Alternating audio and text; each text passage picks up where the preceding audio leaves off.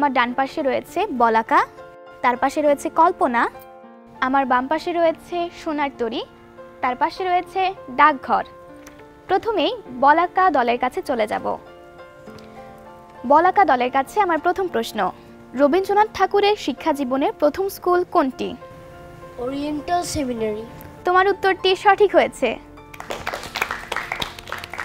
দ্বিতীয় প্রশ্ন, কত বছর বয়সে রবীন্দ্রনাথের প্রথম কাব্যগ্রন্থ প্রকাশিত হয়? 15 বছর বয়সে। তোমার উত্তরটিও সঠিক হয়েছে। এবারে চলে যাচ্ছি কল্পনা দলের কাছে।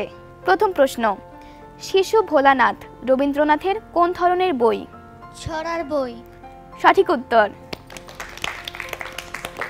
দ্বিতীয় প্রশ্ন, রবীন্দ্রনাথের কোন ছড়াটির নামে কাজী নজরুল ইসলামেরও অনুরূপ একটি ছড়া আছে?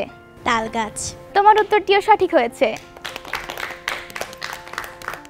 এবারে চলে যাচ্ছি সোনার তরী দলের কাছে। তোমাদের কাছে আমার প্রথম প্রশ্ন, রবীন্দ্রনাথ ঠাকুর কত সালে জন্মগ্রহণ করেন? 1268 সালে। তোমার উত্তরটি সঠিক হয়েছে। দ্বিতীয় প্রশ্ন, রবীন্দ্রনাথ ঠাকুর কোন গ্রন্থের জন্য নোবেল পুরস্কার পান? গীতাঞ্জলি। তোমার উত্তরটিও সঠিক হয়েছে। এবারে চলে যাচ্ছি ডাকঘর দলের কাছে। প্রথম প্রশ্ন, রবীন্দ্রনাথ ঠাকুর কত সালে নোবেল পুরস্কার পেয়েছেন? 1913 সালে। তোমার উত্তরটি সঠিক হয়েছে।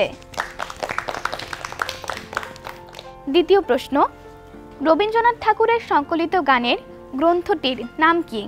গীতবিতান। তোমার উত্তরটিও সঠিক হয়েছে। আমরা দেখতে পেলাম আমাদের আজকের কুইজ প্রতিযোগিতায় প্রত্যেকটি দল সঠিক উত্তর দিয়েছে, তাই আমাদের আজকের কুইজ প্রতিযোগিতায় আমরা সবাই বিজয়ী।